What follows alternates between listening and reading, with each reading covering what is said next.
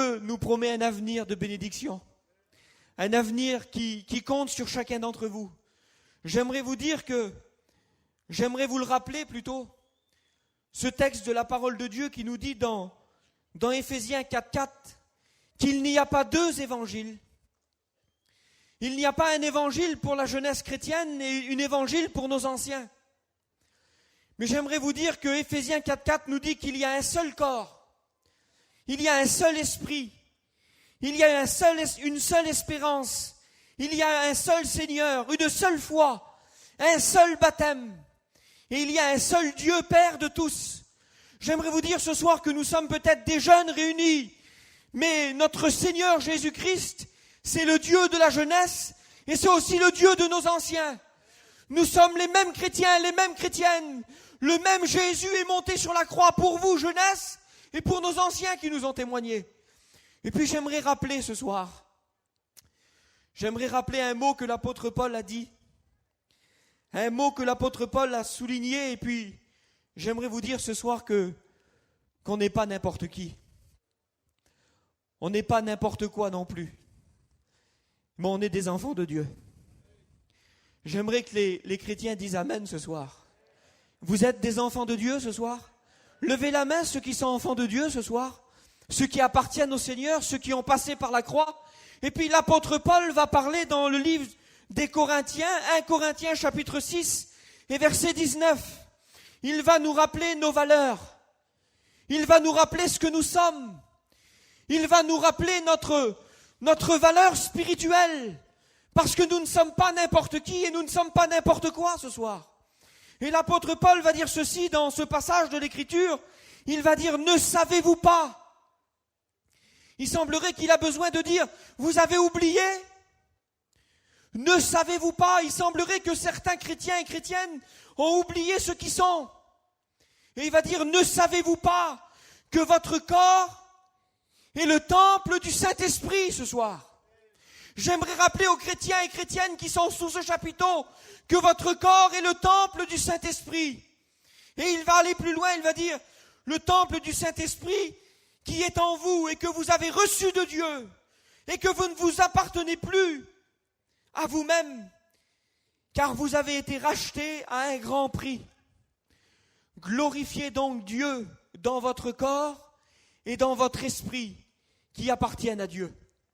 J'aimerais vous dire que dans notre corps qui est ici, qui est assis sur cette chaise, il y a quelque chose de précieux. Il y a quelque chose que Dieu a déposé en vous, jeunesse chrétienne. Il y a quelque chose que Dieu chérit. Et ce n'est pas quelque chose qu'on peut s'acheter par de l'or, par de l'argent. J'aimerais vous dire que dans mon cœur, dans le cœur de mes frères serviteurs de Dieu, dans le cœur des chrétiens qui vous ont témoigné, dans le cœur de la jeunesse qui a levé la main, la chose la plus précieuse, c'est que nous avons l'Esprit de Dieu qui demeure en nous. Nous sommes des réels et des vrais chrétiens. L'Esprit de Dieu habite dans nos cœurs. Et cette chose-là, c'est quelque chose de précieux. C'est quelque chose qu'il nous faut lutter pour le garder.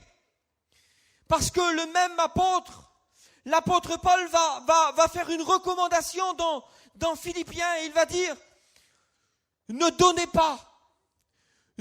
pas accès au diable ce soir. Ça veut dire que ce que Dieu a mis dans vos cœurs, il y a quelqu'un qui désire le prendre. Il y a quelqu'un qui désire vous vider de l'onction que Dieu a mis sur vos têtes. Il y a quelqu'un qui désire vous détruire et vider le Saint-Esprit que Dieu a mis en vous. Il s'appelle le diable, nous le connaissons tous. Il a des façons particulières pour détruire la jeunesse chrétienne et même nos anciens. Eh bien, l'apôtre Paul nous dit de lui donner aucun accès. Il n'a pas le droit d'entrer chez nous. J'aimerais vous dire que ce soir, on aimerait avec l'équipe de serviteurs de Dieu, avec tous les anciens de la mission, avec tous les jeunes qui ont accepté le Christ, on aimerait donner aucun accès à l'ennemi. Et on voudrait être des hommes et des femmes spirituels. On voudrait être une jeunesse bénie. On voudrait pas être des jeunes qu'on est toujours critiqués et montrés du doigt. Vous savez, il y a eu quelques réunions et puis les jeunes, ils ont pas mal reçu. Ils ont pas mal reçu de Dieu. Je crois que toutes vos réunions ont été bénies, les frères. Je crois que le Seigneur a relevé. Je crois aussi que le diable veut vider les cœurs. Il vient parmi nous et il veut vider les cœurs. eh bien l'apôtre Paul nous dit de lui laisser aucun accès, aucun moyen d'entrer chez nous. Parce qu'il y avait un homme dans la Bible, il y avait un homme qui était choisi par Dieu, il y avait un homme qui était élu de Dieu et Dieu comptait sur lui. J'aimerais vous dire ce soir que Dieu compte sur certaines personnes. Si je parle à l'avenir de la mission, Ésaïe, je crois que je ne me trompe pas, c'est bien l'avenir de la mission. Eh bien, si le Seigneur tarde, certainement que dans cette jeunesse qui est là, dans les serviteurs de Dieu, futurs étudiants, il y a le prochain peut-être conseil de direction. Il y a peut-être les futurs pasteurs qui seront responsables de nos églises. Et Dieu le sait, ça. J'aimerais vous dire que Dieu, ce soir, est parmi nous.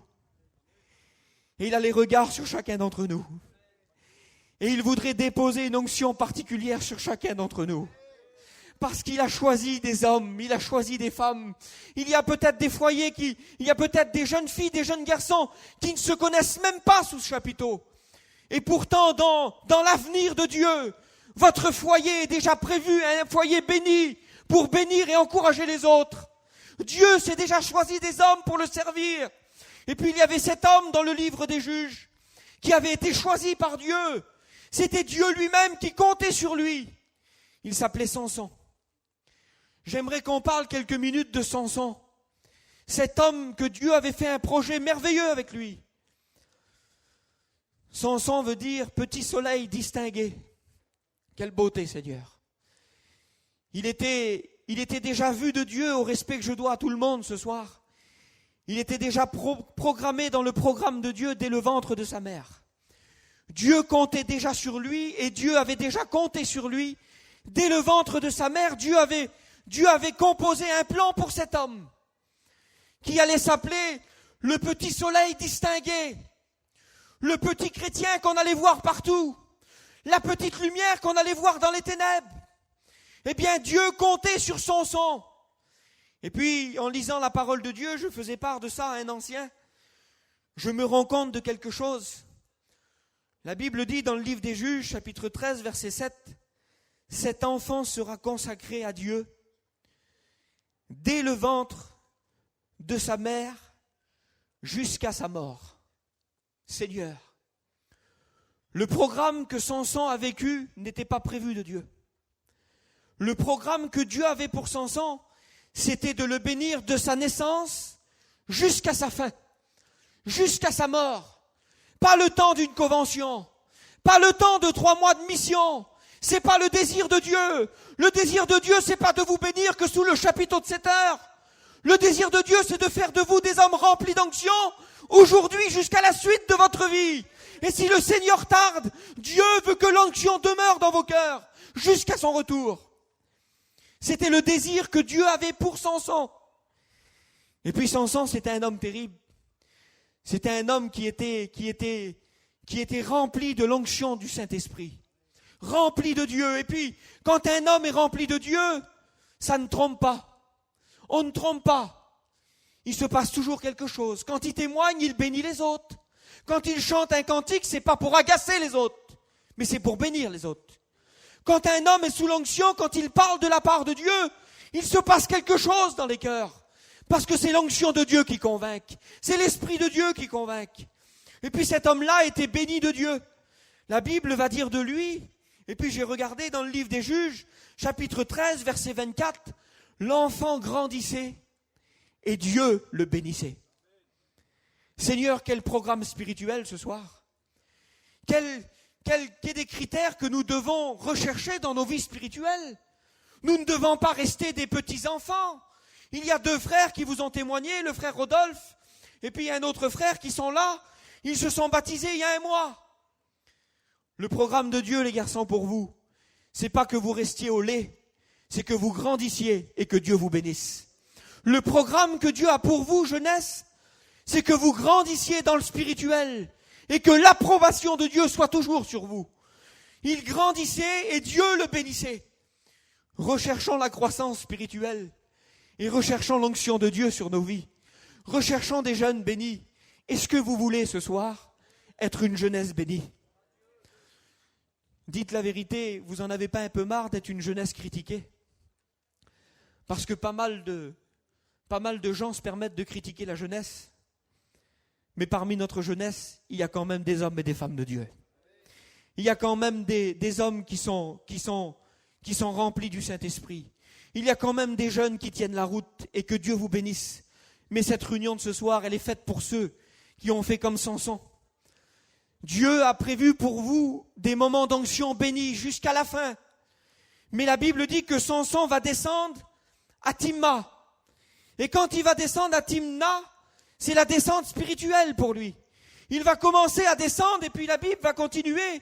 Le diable, la Bible dit qu'il va commencer à aimer une femme du nom de Dalila. Ça a été sa chute. Ça a été son grand problème. Ça a été le moyen que le diable s'est servi pour vider son cœur. Le nom de Dalila veut dire délicate. Le diable ne viendra pas avec un bâton pour vous détruire. Il ne viendra pas avec des cornes comme on a l'habitude de l'écouter, mais il viendra avec quelque chose de délicat, avec des choses toutes simples, des choses toutes douces, des choses qui vous flatteront. Comme le disait notre frère Bébé ce matin, il vient puis il passe de la pommade et puis vous dit « Ah mais c'est pas grave de faire ça ». J'aimerais vous dire mes frères et sœurs, vous êtes le temple du Saint-Esprit et vous ne pouvez pas vous permettre n'importe quoi. Vous ne pouvez pas aller dans les endroits où vous avez envie d'aller. Vous ne pouvez pas parler comme vous avez envie de parler. Vous ne pouvez pas regarder ce que vous avez envie de regarder. Quand l'onction de Dieu demeure dans un homme et dans une femme, ses regards sont fixés sur Jésus. Ses oreilles sont fixées sur Jésus. Sa parole, la parole de Dieu fait partie de sa vie. Et c'est ce que Dieu veut de nous. Et puis la Bible dit que Dalila veut dire délicate, quelque chose de délicat. Et puis, c'est une fille des Philistins. Et puis les princes des Philistins, ils vont commencer à comploter. Ils vont dire, Dalila, il faut que tu lui demandes le secret de sa grande force. Il faut que tu nous livres le secret de sa grande force. Il faut que c'est toi qui t'en occupes. Il faut que tu fasses tout pour qu'on sache comment faire pour le détruire. Et puis la Bible dit que le programme de ces princes, le programme qu'ils vont lui dire à Dalila, ils vont lui dire, pour que tu l'ailles, il faut que tu le flattes.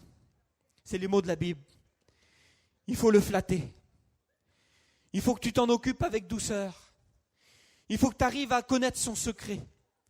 Il faut qu'il voie en toi quelque chose de bon, quelque chose d'agréable. C'est ce que le diable veut faire. Et puis la Bible dit que Samson, l'homme rempli de Dieu, l'homme rempli d'esprit, l'homme qui était capable de tuer 1000 hommes avec une mâchoire d'âne, la Bible dit qu'il va commencer à jouer avec Dalila. Il va commencer à jouer. Et la Bible parle même il a joué 3 fois. Parce qu'elle va lui dire, à un moment donné, elle va dire, Samson, ça fait 3 fois que je te demande le secret de ta grande force. Ça fait 3 fois que je te parle, 3 fois que tu me trompes. Ça fait 3 fois que tu joues avec moi. J'aimerais vous dire ce soir qu'on ne joue pas avec les choses du monde. Quand on est un enfant de Dieu, quand on est un chrétien, on ne joue pas avec les choses du monde. L'évangile n'est pas un jeu. La mission, c'est pas un jeu. Le Seigneur, c'est pas un jeu. Les pasteurs, c'est pas un jeu. Et puis il y en a qui se permettent n'importe quoi. Il y a des personnes qui sont des chrétiens super spirituels quand ils sont dans leurs églises. Et puis arrivent les tournées d'été, on dirait qu'ils partent en vacances. Et puis arrive une décadence. C'était des hommes terribles, ils venaient à la réunion avec la Bible, des hommes de prière. Et puis ils sont descendus. Ils ne sont pas descendus à Timna, ils sont descendus dans le Midi. Ils ont été se promener dans le Midi. Et puis dans le Midi, vous savez, ce n'est pas avec des grandes choses, mais c'est avec des choses délicates que le diable a eu ces personnes. C'est avec des choses délicates. Ça a commencé sur une plage, et puis il y a eu du rosé, et puis il y a eu de la musique, et puis il y a eu de la cigarette, il y a eu de la musique, il y a eu de la danse peut-être. Et puis petit à petit, les choses délicates sont rentrées dans le cœur de ces chrétiens. J'aimerais vous dire que quand on dit ne laissez pas accès au diable, ça veut dire que quand on ouvre une porte au diable, dès que vous ouvrez une porte au diable, l'onction qui est en vous, elle part. Parce que la maison spirituelle qui est en vous, Dieu ne la partage pas. Alors je ne remets pas en doute le pardon de Dieu. Les frères, je suis convaincu qu'aux réunions de 7 heures et dans les grandes réunions, même ces jeunes qui ont commis ces choses-là cet été, Dieu les a pardonnés. Et Dieu veut encore vous pardonner. Mais j'aimerais quand même vous souligner que la vie de Dieu, c'est pas un jeu. On ne s'amuse pas avec Dieu. On ne joue pas avec Dieu.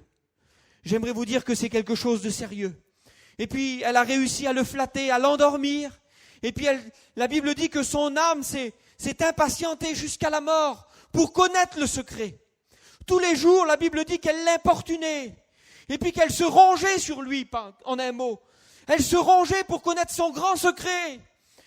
Et puis, au fil du temps, au fil des demandes, la Bible dit que Samson lui ouvrit tout son cœur.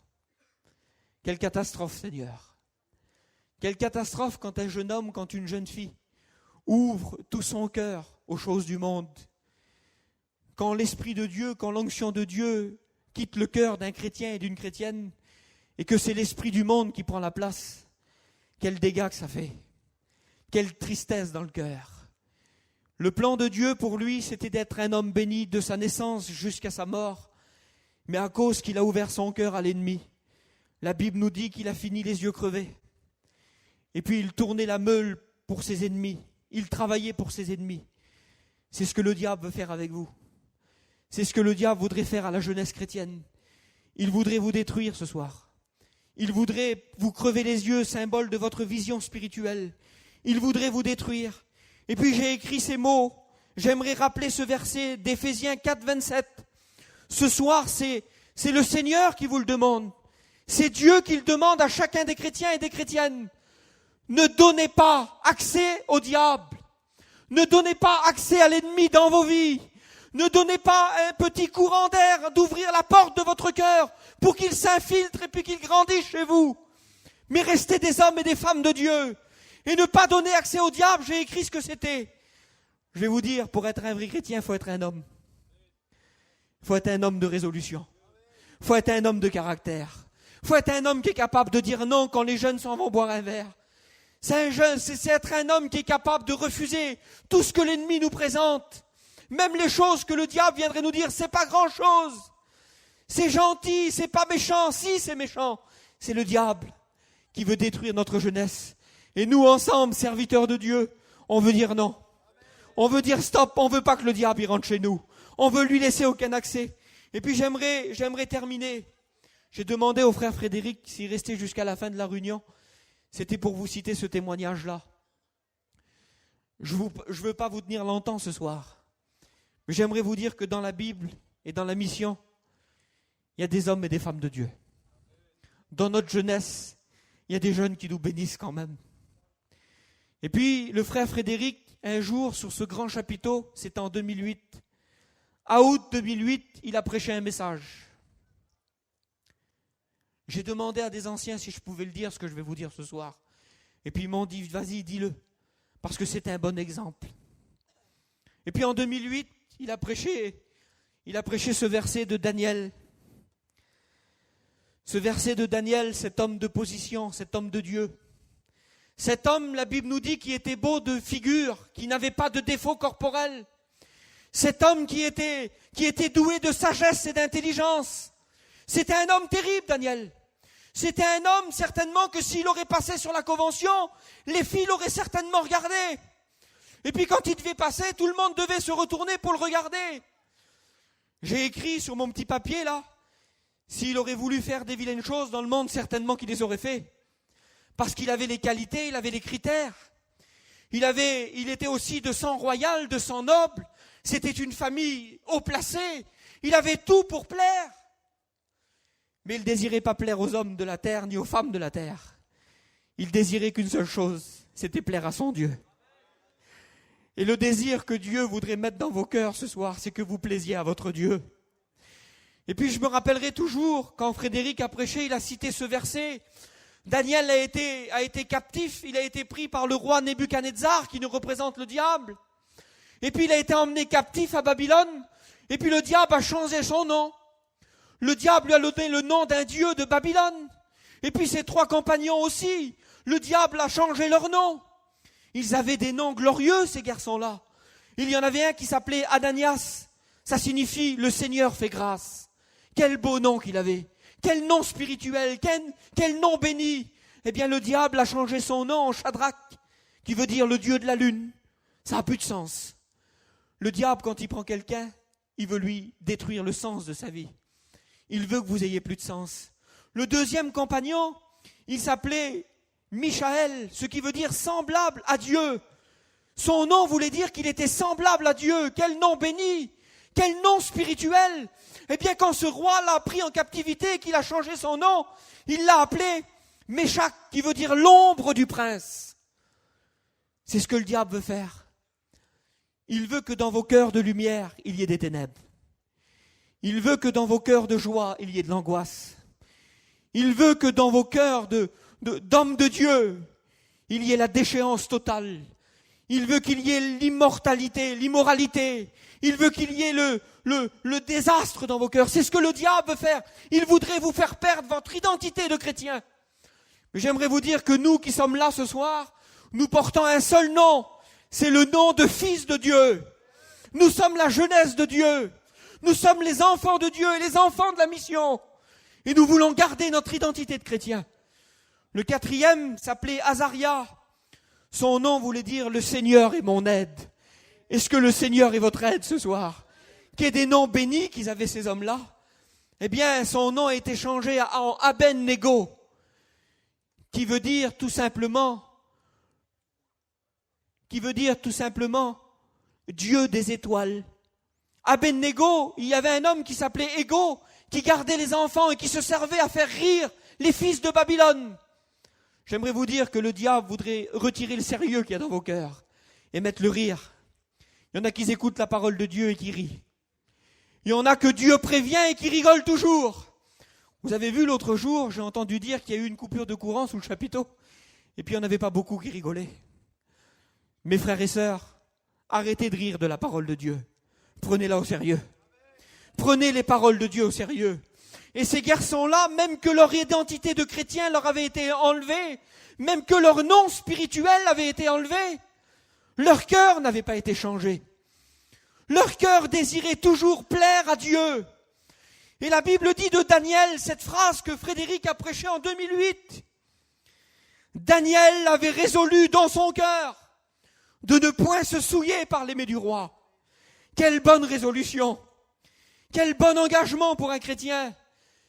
Si seulement ce soir, tous nos chrétiens et nos chrétiennes partiraient de la convention et diraient « Aujourd'hui, je prends la décision. Je résolus dans mon cœur de ne pas me souiller par les mets du monde. Je ne veux plus être un jeune du monde. Je ne veux plus avoir ce cœur partagé.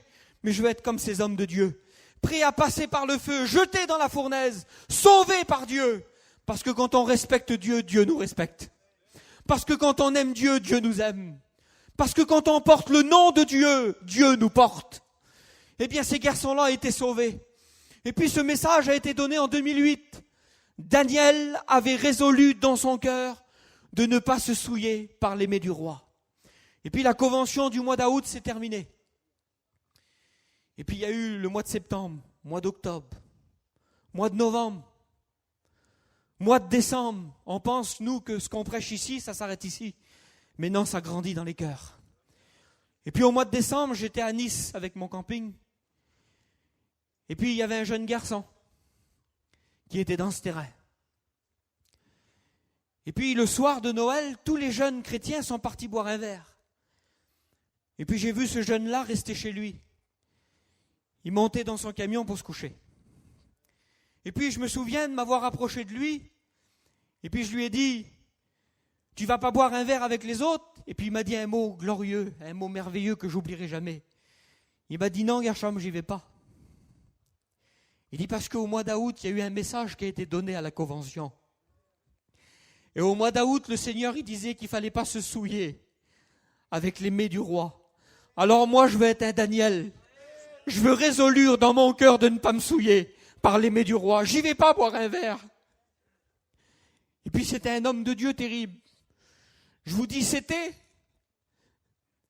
parce que quelques années après, il est parti près du Seigneur. Et puis quand il est parti près du Seigneur, on ne savait pas grand-chose de lui, nous. On n'avait pas tout pris connaissance de sa vie chrétienne. On n'avait pas tout pris connaissance de la communion qu'il avait avec Dieu. Mais quand il est parti près de Dieu, ce jeune garçon-là, alors des témoignages se sont succédés. Et puis on a appris qu'il ne priait pas allongé dans son lit, mais il priait son Dieu assis parce qu'il avait du respect pour lui. On a appris qu'il passait pour un arriéré auprès des autres jeunes, mais qu'il passait pour un homme de Dieu auprès de Dieu. On a appris qu'il avait relevé beaucoup de jeunesse. On a appris que beaucoup de jeunes s'étaient convertis par rapport à son témoignage. Personne ne savait rien. Mais quand il est parti près de Dieu, son témoignage, ses œuvres y parlaient. J'aimerais vous poser cette question ce soir. Vous n'avez pas envie d'être un Daniel?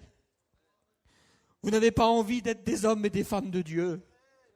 Vous en avez pas marre que le diable vous tente et puis vous tourmente à chaque fois, et à chaque fois vous tombez dans le panneau? Non, cessons et prenons des résolutions ce soir. J'ai écrit pour terminer ces mots tout simples. J'ai écrit ces mots tout simples. Vous savez ce que Dieu cherche ce soir sous le chapiteau?